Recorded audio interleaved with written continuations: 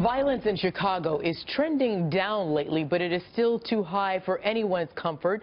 The murder rate is down almost 10% from the same time last year, but the city is still on its way to one of its worst years in nearly 2 decades.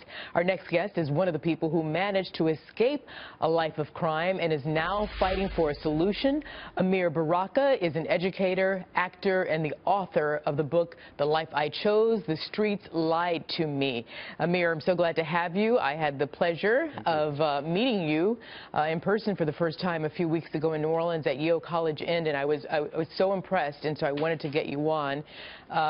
If I may, let me set up your background. Dyslexic, illiterate, poor, served a long prison sentence for murder of another youth.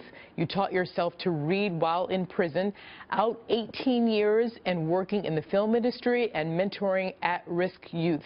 Why did you feel that like you still had a choice? Well, what I realized is, Arthel, that I always had a choice.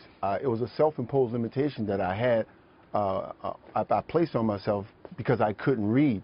And I didn't have the necessary tools, the values, the strong values and the strong morals that I needed to, in order to combat the forces of the street. So daddy being absent, and when my dad did come back, we snort heroin together, we sold drugs together.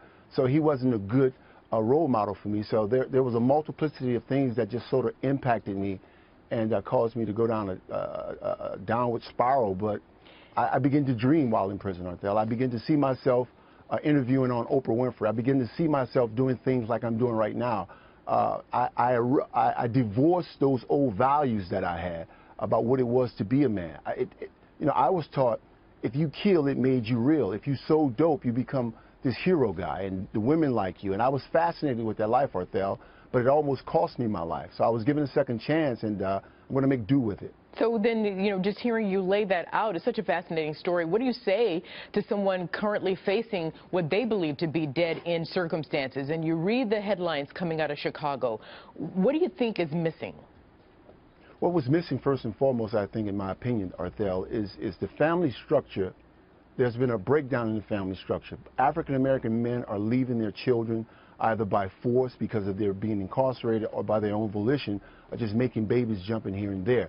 We have to address those issues first and foremost before we get anything done properly. Secondly, mothers who are being very derelict in their duty, they're not properly trained on how to raise kids. I mean, we just need to truly revamp this whole parenting system, because that's where the problems and issues evolve. I mean, poor morals and poor values brings on distorted thinking, and that distorted thinking forces you into the street life. And let me jump into it from another perspective, calling it urgent. Friday, a federal judge approved a plan to overhaul the Baltimore Police Department, going against Attorney General Jeff Sessions, asking the court to delay proceedings on the plan. Now, you have worked with law enforcement in Louisiana, trying to give them your eyes, also getting insight into their perspective as law enforcement. Tell me about the success of that program. And mostly, Ameer, short on time here, how can cities like Baltimore and Chicago apply your method to their city? Well, they can first apply by calling me and calling my colleague, Dr. Peter Shaw, who's a renowned criminologist. He and I took the challenge to go into Gretna's police department and kind of educate them on the necessary tools that not only the police department need, but we all need, such as emotional intelligence, conflict resolutions, unconscious bias, distorted thinking. These are things that officers have, and they don't know that they have, but we're there to bring this kind of stuff out and teach them how to apply this. Because, you know, when an officer goes into an African-American community, the aggression that he may see, he may misinterpret that as being towards him, and it's not actually facts. I mean, we're just very aggressive people. So these are things that we have to learn. I first start off by going and telling the officers who I am, telling my story, and I'm dressed sort of like a thug. And then I change out. Once I'm done, I change out while Dr. Schaff is talking to them. I change out and put on a nice suit, and they're like, wow. So that's that unconscious bias that we have, and my language begin to change as well. So I think it's imperative that these officers are trained and equipped with the necessary skills, because they're here, Arthel, to protect and serve.